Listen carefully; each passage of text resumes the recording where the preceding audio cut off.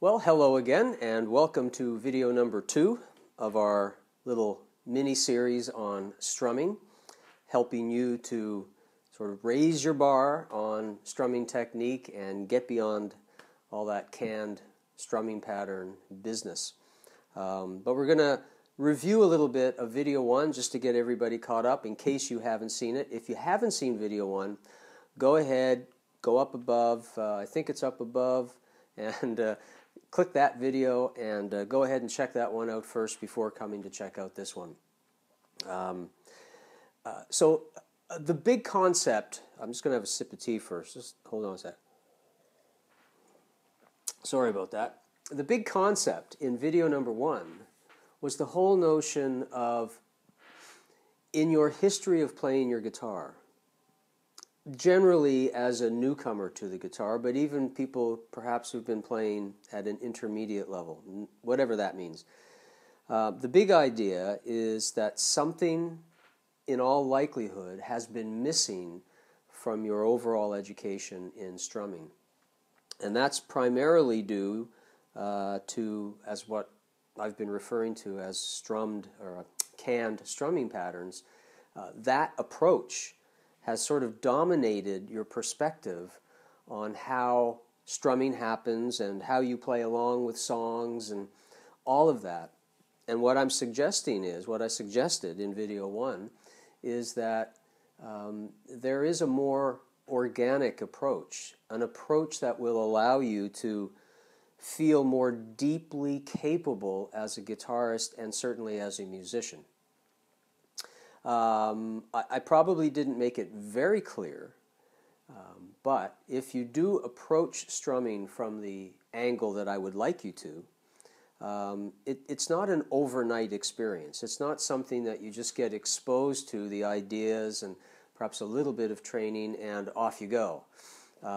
That's how it's different from physically learning aspects of playing, like the movement of a hand or the ability to build chords and change chords and just simply physically play the instrument. That's a very tangible activity, whereas developing a deeper awareness of rhythm, obviously it has to start at the beginning, but the process with which you refine that is not something that is particularly quick. It's ongoing. But it's a fun, ongoing activity. It's something that you reap the rewards of over and over and over, because there's a greater degree of self-reliance as a musician. And as I mentioned, it feels good to be able to do that among other players, if you were jamming, for instance, or if you were working alongside a track that you were learning, a song that you were learning, and you want to keep up with it and add your own bit to playing it. That's really enjoyable, powerful stuff, and that's really what this whole series is aimed at, helping you work toward, or at the very least help you to become a bit more conscious of the fact that there is this other approach to learning strumming that makes it appear effortless and fluid and ever-changing, and it's just really fun. The big picture there was simply developing the missing link, or the missing key to your strumming is rhythm awareness. In this video, I want to give you some tangible tools, basically, to help you begin to develop this awareness. And awareness is a bit of a funky word, I'll give you that, because it speaks of something that's kind of quietly going on inside your mind and inside your body, and it's hard to touch. As I say, it's not like physically manipulating the instrument. It's a skill that's hard to access. I often refer to it with many of my students when they're learning this as that unique feeling that you had when you managed to first ride a two-wheel bicycle. You know, you were capable of keeping it balanced, keeping the front wheel straight, and when you wanted to turn, having the guts to take that risk and see what happens and what it feels like to do that. that moment when that all comes together, after having been helped by a lot of people, mom or dad or whoever, that moment is a feeling, and it's very difficult to put words on that feeling, but you know what it feels like.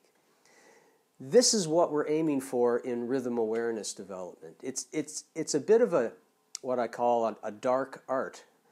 You know, it's just a hidden feeling of awareness. See, this is where words break down, but you just know you have it. You just know it's there, and you can access it when you want it. Having said that, there are some more tangible tools that we can use to help get this underway, to help you develop this refinement process.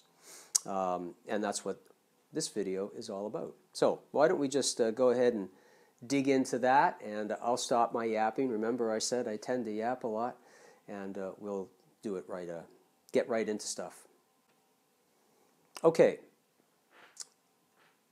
One of the key features of rhythm awareness that I think gets taken for granted a lot is this. I'm going to kind of move my guitar a bit this way so you can see this. And I'm assuming, therefore, if you can see it, you can hear my foot. Okay? I'm going to cue up my looper again. Remember my good old drummer buddy here. And I'm going to listen to the drumming, and I'm going to go ahead and have my foot react to it in a way that to me is very natural. I hope I didn't hit my mic. To me, that's very natural. Here we go. Move my guitar out of the way here. See that? I'd show you my foot, but you don't need to see the foot. You just know that it's hitting the floor. Or perhaps that's a concert, and you're in the front row, and you're just having a good time. You're doing this. Maybe the two of them together. Or you're shaking your body like that. Okay? You see a lot of people do that when they're hearing music that has a certain energy to it, a certain pulse to it. It's in all music, pretty much. Even in classical music, it's still there, but in classical music, there isn't an emphasis of making the pulse or the beat evident, whereas in rock or jazz or blues, you know, contemporary style, popular style music, there seems to be an emphasis in generating the impression of these pulses. And what do we do as listeners? We react to what we're hearing, and we may end up swaying our bodies or clapping our hands, bobbing our heads, and in our case, as guitarists, sitting down, in this case, tapping our feet.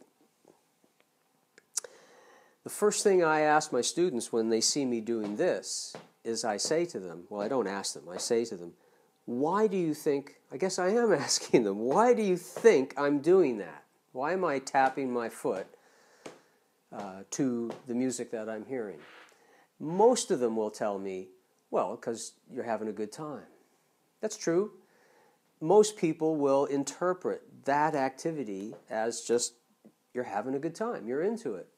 This is important for you because you want to, as a musician, you want to become a little more hyper-aware of the fact that that's what people do, and in fact, that's what you're going to do when you listen to music and how it's going to translate into your playing. So the very, very first skill that you want to start paying deep attention to is when you're hearing a piece of music in a very natural, don't overthink it kind of way, you'll probably feel a pulse to it. That's step one. Step two is you'll develop very quickly an awareness that that pulse is obviously repeating itself, but it's repeating itself in even or equal moments. It's not broken up, you know, it's not going like that. There's a repetitious quality to it, almost to the point where, having listened to it just enough, you can begin to anticipate and predict where that next pulse is going to occur. That's the very first thing that you have to start doing. And so that's what I'm doing when I'm listening to that drum loop. I'm cueing into something that I'm hearing. I'm not going to get into the details of it today. I just want to leave it alone as a sound out there that I'm hearing. And I just almost subconsciously react to it. And this is how I'm reacting. Step one. All right. Later on, as we refine this tapping skill, and it is a skill, you'd be amazed at how many people can tap just fine, but when they're trying to play and tap, which you need to be good at, the tapping just goes out the window. It's a tough skill to get it to be automatic and not have to consciously be thinking about it all the time.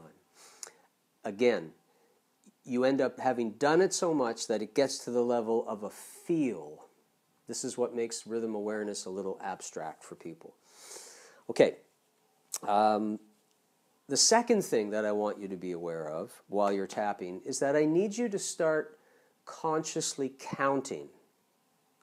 Now, if this starts to make you go, oh my gosh, this is what it felt like when I was in school and doing music class, and it was so boring, the teacher had me counting. You know, intrinsically, topics like music and art and science and all these, they're not intrinsically boring necessarily. Unfortunately, the presentation of the material can make it boring. And if that was your experience, you know, on behalf of all teachers, I apologize for that experience because it shouldn't be that way. The topic is living and breathing and very important when it comes to music, and being able to keep track of these pulses in some kind of controlled manner allows you to be in control of what this is going to do. And remember, even bigger than just rhythm awareness, the even bigger picture is to make sure that you feel I'm the one in control of all of this activity. I'm not a pawn to the guitar. The guitar can't play rhythm. Only a human can play rhythm. So if you're hoping that by learning some chords and some strum patterns that somehow rhythm's going to come out of the guitar magically, it's not going to happen.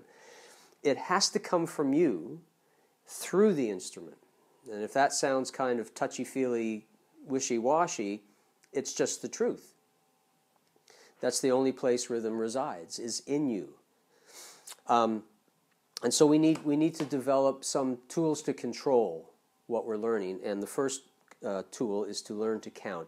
And for our purpose, we're just going to count in groups of 4. There are many other counting structures available for music, but we're going to go pretty much with the most common one. So, you know, as this is going along, let me cue up my looper here. Tune into it. Now, I could start counting at any point here, but there is something about the way the drummer is drumming that tells me, may not tell you right now, but tells me that I kind of know where beat number 1 is. 1, 2, 3, 4, 1, 2, 3, 4. With some extra training, you develop that awareness too, where of the 4 beats you're going to count, you know where 1 is. But for now, we're just going to count. So if you got this going along, I get my guitar out of the way here. If you got that going along, somewhere in the lizard brain back here, you might want to start going 1, 2, 3, 4. 1, 2, 3, 4. 1, 2, 3, 4. 1, 2, 3. Simple enough. It appears simple enough. Try tapping, counting, which is a more cognitive thing, ultimately playing your guitar with it, and maybe even singing, which lots of people do, all at the same time. And all of a sudden, you're in one of these moments. See if I can do this. I'm tapping my foot, rubbing my belly, and patting my head. You know, it's a lot of stuff happening all at once, and we have to kind of strip away these activities, get good at each one, and then slowly kind of reassemble it all together so it appears seamless and it's coming out of nowhere. But we know the truth. We had to train to do it. So step 1 is to make sure that you've got a good tapping foot. And of course, I go into this more deeply in the training portion of my course. But to get things going for today, that's what we need. All right. And if you recall from the first video, the 3 chords, well, I was using 3 chords. I didn't name them for you, but what I was playing was an A minor chord, pretty easy stuff. But basically an F major 7 chord and basically a G chord. It's a G6, but we don't care. It could be A minor, F, G. I'm just kind of playing them in slightly funky ways. And so what I want to do is I want to play each chord alongside my tap. So it'll sound like this. 1, 2, 3, 4. 1, 2, 3, 4. 1, 2, 3, 4. 1, 2, 3, 4. 1, 2, 3, 4. And I would go through the whole sequence again. That's an easy thing for me to do. Why? Because I've been doing it a very, very, very long time. That's the only thing that separates you from being wherever you are right now with it to getting really good with it, is just time. You need to be at it. You need to come to the experience often so that your nervous system develops a comfort with it. But it may not feel comfortable at the beginning, any more than if you and I were taking Tai Chi or gymnastics or something, and our first day in, nothing will feel correct. Everything physically is awkward, and then the next day we're all sore from the workout. Everything about it felt wrong. But that's the growth process, and we have to accept that we're going to go through some bumps in order to get to the glory. Okay, so keep that in mind if you are finding what I'm going through is going to start to very quickly layer with too many complex things going on at once. It's supposed to be that way. It will iron itself out. If it were as easy as it appears, more people would do it. You're in a much smaller class of people who are willing to take on the challenge, and I like to work with those people. So what I'm doing now is, as I'm tapping, I'm simply strumming downward toward the floor. I'm hitting the strings of my guitar basically from the lowest string of the chord that I'm making. Now, I don't want you to get too fussy about that. You could be playing any bunch of chords, but the idea here is I'm just strumming along with the foot. Now, I'm going to do it again, but I want you now to make an observation between my hand and my foot action as I play. It's a bit subtle. I know it's a little tricky to see everything there.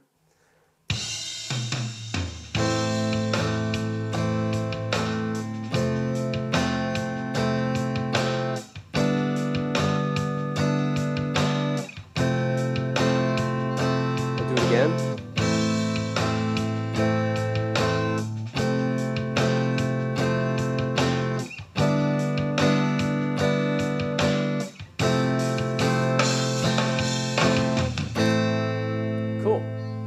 Did you see anything? Did you notice anything interesting between the motion of my hand and the motion of my tapping leg, my tapping foot? I hope you saw this. Perhaps I'll exaggerate it a bit.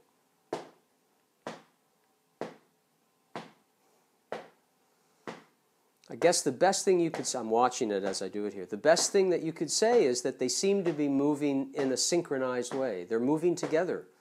When the hand comes up, the foot comes up. When the hand goes down, the foot goes down. Excuse me. All right? That's a good awareness to have as a basic approach to strumming and getting a bit of control with your strumming. That's a good thing to have in mind. Okay? A second thing, well, let me play again and see if you notice it. Again, this is very subtle.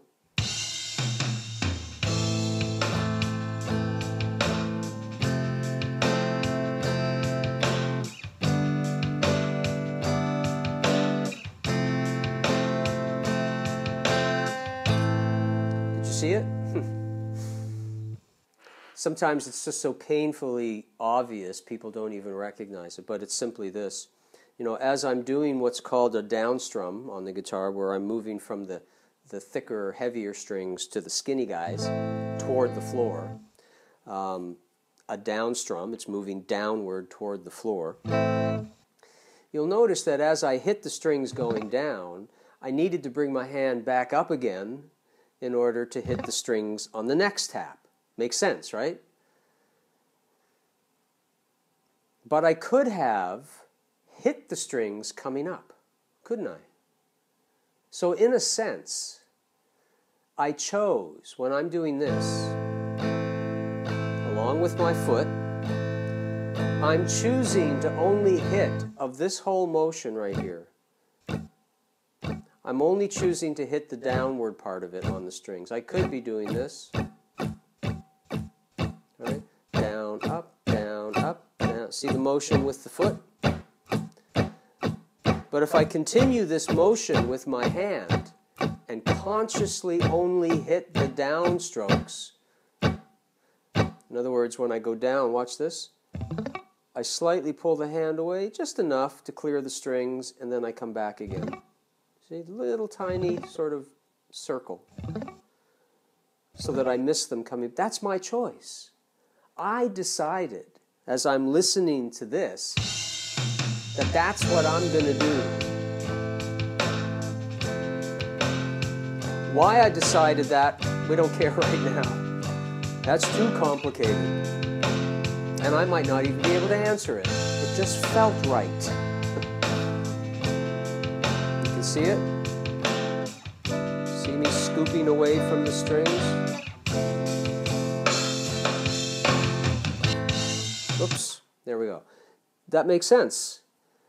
So I'm aligning the motion of my hand with this basic awareness, this tapping of my foot, to the song I'm hearing. And this idea of only making a sound that is even or equal with my tapping foot is what I'm calling a basic strumming mechanism number one. It's just that. Every time I tap, I'm hitting the strings. But I'm also aware that every time I'm hitting the strings, I'm also missing the strings coming back up. So, next question. We've just completed basic strumming mechanism number one, and you want to get really good with that. What do you think the next strumming mechanism is that is basically a spin-off of what we just did? Well, yeah. Instead of doing this, go ahead and do that. Again, I'll show you the foot. So this time I'm choosing not only to hit the downstroke, but I'm hitting the strings on the way back up in order to play the next downstroke. And it creates a different structure. It's built upon basic strumming mechanism one. Those are my terms. Nobody else would necessarily call them what I'm calling them. This is just for our purpose. And so now, all of a sudden, we've got this sort of sound.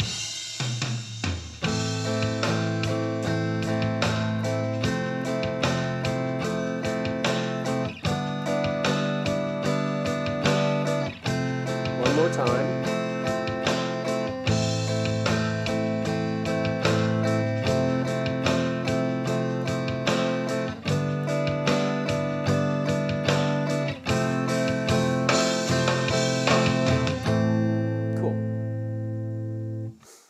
So now, although the hand and the foot are still moving in the same direction, up and down at the same time, as if they're connected by a string, in fact.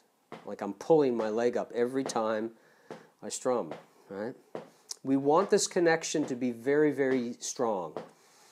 Down strum connection with that tapping foot needs to be well established so that you could basically do this and talk like I'm talking, and maybe have a sip of tea, which is too far away from me right now. It's down on the floor.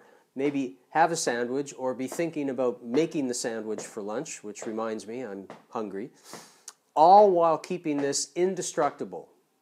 It doesn't hesitate. How do you get there? You got to do it a lot. Remember I talked about in the first video, you're not buying a chocolate bar, you're building This is you learning to build the chocolate bar. You have to go through some training in order to get this well established. For some of you, this will be nothing. This is like, Stephen, why are you even bothering talking about this? This is so obvious. It might be for you, and that's a good thing. Chances are, it's just as sort of unobvious to a lot of other people. It's something they've never thought about. It's something they never knew they should be thinking about when playing an instrument, when playing a guitar. It's a very different approach to helping you understand how strumming works. So far now, that was basic mechanism number 2. So far now we have this, where you only hear me hitting the strings going down. But if I pull my hand away from the guitar, you can see that it's going up and down. Regardless of what you're hearing, that's an important feature. You only heard the down strum part of it. You didn't hear the up strum part. So the underlying mechanism behind what you originally heard in basic mechanism number 1, the underlying mechanism of it was this continuous down and up motion of the hand, which pretty much mimics the down and up motion of your tapping foot. Okay? Just like that. And it becomes a habit. So, in a sense, the first mechanism I just showed you and the second mechanism are really one and the same. They're sort of cousins to each other, because when I'm doing this,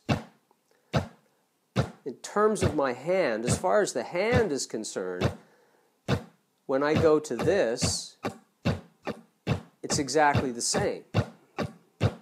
It's just that the hand sees the strings on the downstroke and the upstroke. Here, it just sees the strings going down, or he feels them going down. So both mechanisms are this. The first one only emphasizes the downstroke. The second one emphasizes both the downstroke and the upstroke, and nothing has physically changed. This is sort of, excuse me, this is strumming from the point of view of your moving hand. What is the underlying structure from the point of view of your moving hand? Well, it's just that. Couldn't be easier. And you can play a lot of music just with that awareness alone. This is important because if you break the up and down motion of the hand early in your training, it's sort of a visual indication that you've lost track of the underlying mechanism. It's an indication. I keep staring at my instrument. I'm not looking at you right in the camera here. It's an indication that somewhere inside the continuous consistency of it all got broken somehow for you. Right? So I almost insist when I'm teaching students that I need to hear their foot tapping and I need to see their hand never stop moving, even when you're not playing a sound. Does that make sense? We'll come to that in video 3. But this hand, that motion, must never stop for the time being. Okay? Must keep going. What does happen as you get better and better and the awareness sinks in is when you decide not to hit strings, you can relax the hand a little and not necessarily every motion up and down is being made even though you're not playing all the strings. You don't always have to do that. It sort of relaxes down a little bit. The analogy again for me is if you were training in a martial art and you were practicing kicking, your first kicks probably feel remarkably awkward and very stiff. And only through showing up for class for many, many months and repeating the motions over and over and getting feedback from your instructor, there's a sort of a subconscious or an unconscious loosening up of the activity. Just through sheer familiarity, you learn to loosen up and you fall into a sort of a comfortable place where you can still do the same motion, but it unfolds much more effortlessly, smoothly, and as a result, as a martial artist, more powerfully, more effectively. Same thing's going to go on here. Okay, so this up and down, strict up and down that I'm talking about, which I often refer to it as, keep the machine moving, just keep it going regardless of what you hear, is critical. And it will relax over time. But for now, we've got to keep it going because we're pushing awareness into your body. It's very cool. Okay, I'm going to now just play a little bit of both. I'm going to move back and forth between both mechanisms, what you're hearing, in relation to my foot. I have to keep coming back to this because this is the kingpin. This is the thing that around which everything else you're doing revolves. If you don't have this in your body,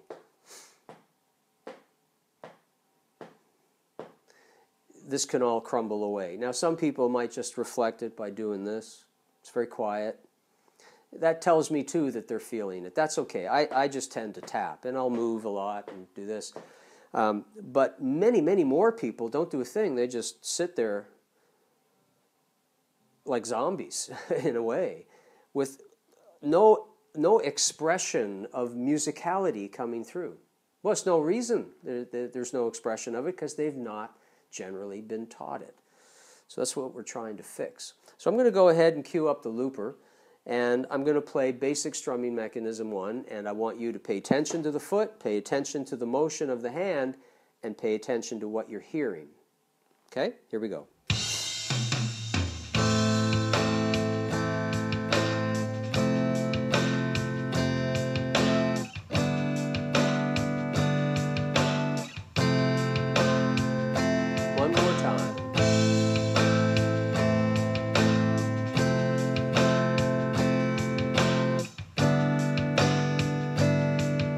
Okay, here comes the second mechanism.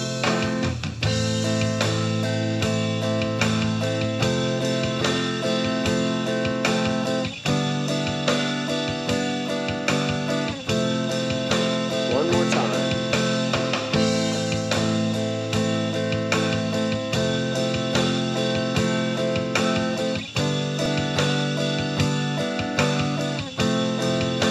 Back to the first one.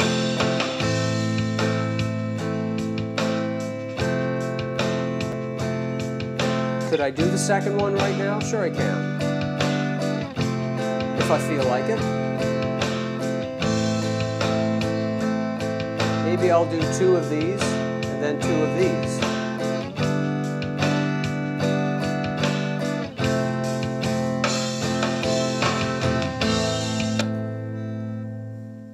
You get that?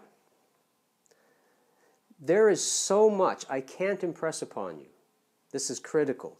To me, anyway, that what I just demonstrated, if you get good just with that alone, essentially basic strumming mechanism number 2 is all you need, isn't it? Because in number 1, you're just using number 2, but you're eliminating the upstroke. That's really all you're doing. With that awareness alone, there are so many possibilities for strumming patterns that you could practice or make up in the moment when you're jamming to your drummer or your friends. You could consciously make up right there, then right on the spot, and you would sound just as good, if not better, than any canned pattern that gets thrown at you. It will tend to sound better because you're sort of freely mixing things up the way you want. But we'll get to that later. But you understand what's happening here.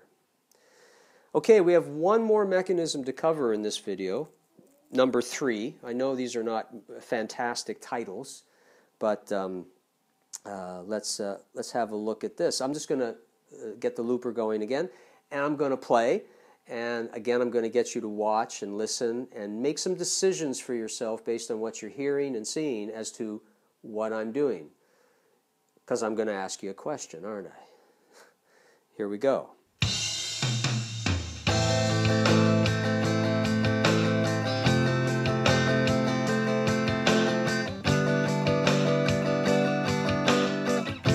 One more time.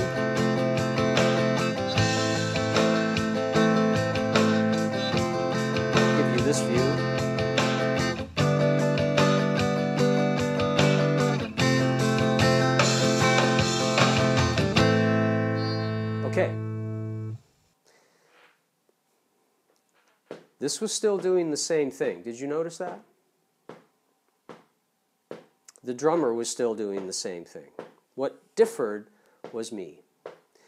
In BSM, Basic Strumming Mechanism number 1, I played one strum, the sound you heard one sound for every tap of the foot. So I was going. In number 2, you heard 2 sounds for every tap of my foot. Basic math. That was a funny sound. You hear the 2 sounds from my guitar evenly played over 1 sound from my foot. I hope you got that. Nothing changed here. Nothing changed with the drummer. The drummer is setting the tempo for me. I'm still feeling that. One example, 1 strum, 1 tap. Second example, 2 strums, 1 tap. In what I just played, in number 3, Basic Strumming Mechanism number 3, how many strums did I do per tap? If you follow the sequence here, the pattern, it would be obvious that I did 4. So I'm more busy here now. I'm doing more stuff in my strumming hand, but nothing's changed in my chording hand. That's all the same. This is the same. The drummer is the same. The only thing that changed is because of my awareness of the pulse and sort of continuously subdividing the activities I'm doing, I went from 1 thing per tap to 2 things per tap to 4 things per tap. That can be a bit tricky to physically do, but it won't take long to do if we play along together. So let me put these all in context for you. I'm going to go from 1 to 2 to 3, maybe bounce around a little bit and just sort of knit it together in some interesting way. I have no idea what I'm going to do here. So here's number 1.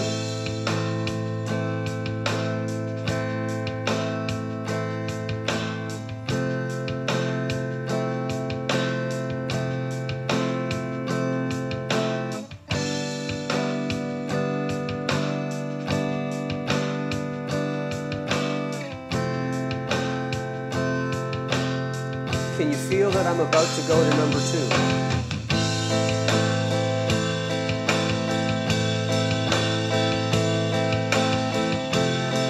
Feel my body swaying. That's natural. I'm not thinking about this. Well, I am now because I'm talking to you about it.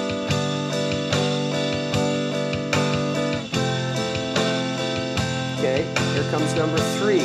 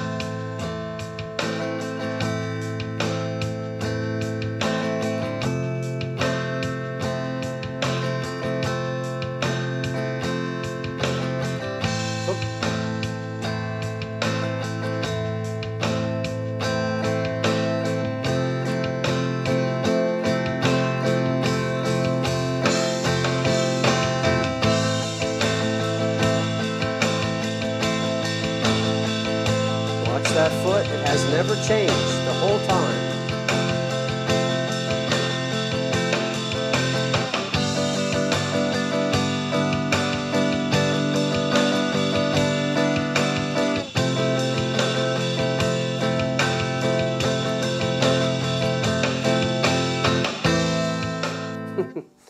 again, that's one of the activities that I could just do all afternoon, making stuff up, blending things together. Now, let's be clear. You may not have any clue what that looks like if we wrote it out. That's fine. We can do that later. You may not still have a comfort with so many up and downs because the behavior of the hand or the arm to play quicker does change as you try to play quicker. In a general sense, when you're strumming slower, a lot of people tend to move from the elbow, which is okay at a slow tempo. You can do that. As the speed kicks up, the arm basically has to stop moving so much because you're just going to get so tired. It has to stop moving, and more of it comes from the wrist or the rotation of the bones, you see, and it becomes more this than it is that. You see that? So if you want to get faster, you kind of have to shorten the pendulum. You got to go from that to this, essentially, right? Okay, that's a technical thing. We can look at that later on. But aside from that, you understand that that's all that happened. Now, here's the beauty of what you just did. Well, let me summarize first. We've got a pulse established that will never change with regards to the particular tune we're playing in general for our purpose. And it's going to serve as the benchmark or the measuring tape around which everything else we do with our strumming hand relates back to. So I can't overemphasize how important that is to being able to strum well. Ask any of my students. I nag them about this all the time. Okay. On top of that, we start to do, with some chords, we start to play a sound that aligns itself with the tap. We're just that. And in order to do it, we had to do a downstroke and then come back up and hit it again, just like that, right? But quick. That was number one. Number two is basically the same hand motion, but we're hitting both ups and downs. No mystery there. And number four, I'll keep this going, number four was hitting 4 times during one tap. Dut, dut, dut, dut, dut, dut, dut, dut, dut. They're all even. It's like saying Mississippi, Mississippi, Mississippi. 4-syllable words, right?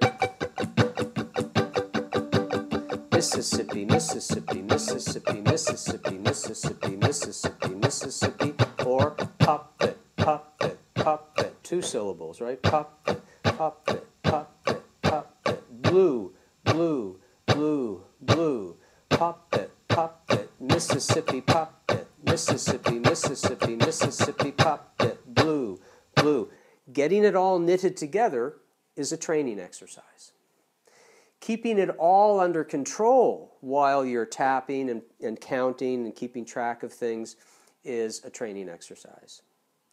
Getting creative and artistic with it begins with training exercises. All art, at some level, to be good at it requires technical training that basically gets done so much and reviewed so often that you free yourself of the technical training, and what's left is pure, almost intuition, grounded in training, for most of us anyway. We need the training so we can rise to the artist, so to speak, and then when you're sitting in your backyard around your campfire and you're playing your guitar, instead of sounding like, you sound more like, it just sounds more natural, so more fluid, so like you're just born brilliant. But we know the truth. We know you had to work at it, as most of us do. So, 3 basic strumming mechanisms, plus the tapping of the foot, very important awareness exercise to begin thinking about, so then we can take it to the next level. And of course that will be video 3, which gets us realizing that of all the stuff we're doing when we're wiggling our hand, we don't have to hit everything. And when we decide not to hit everything, certain sounds come out that we tend to call strum patterns. See, you could do this all along. You don't need to be shown a canned strum pattern. You can really do this. As long as you realize that the foundation, the underlying foundation for your strumming is essentially one of those three strumming mechanisms. And really, if you think about it, there's only one. It's just this. Within that is this. It's inside there. And within this is this. They're all in there. So you really, in a sense, only need one. But I've separated them out into three for clarity. Once you decide to go, you know what, I'm going to not hit here, and I'm going to hit there, and I'm going to do that in some repetitive manner, you've got yourself a strum pattern. And more importantly, you've got yourself a strum pattern that you created in the moment, on the spot. You needed no internet. You needed no video, although I'm here. You didn't need to go like to a YouTube channel or something to see how to strum that tune. You listened to that song. You established the pulse.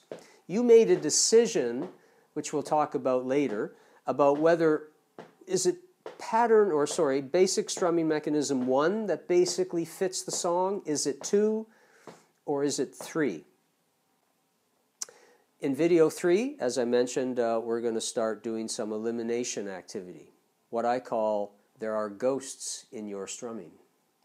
And I think then you're going to start to really get excited about feeling what's possible when you consciously make some decisions about what to hit and what not to hit from these three mechanisms that I showed you today. So there you go. That about wraps it up for this second video in the series. Once again, if you found it helpful and useful, I would very much appreciate it that you share it with your whole social network. Get the word out there that there's this guy out here trying to help people get past the canned strumming approach to guitar and making them feel a bit more natural in their playing. So I look forward to seeing you in the third video. And in the meantime, if you haven't checked out number 1, go back and check it out. Then come back and check out number 2.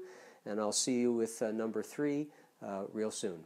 Thanks again. Bye.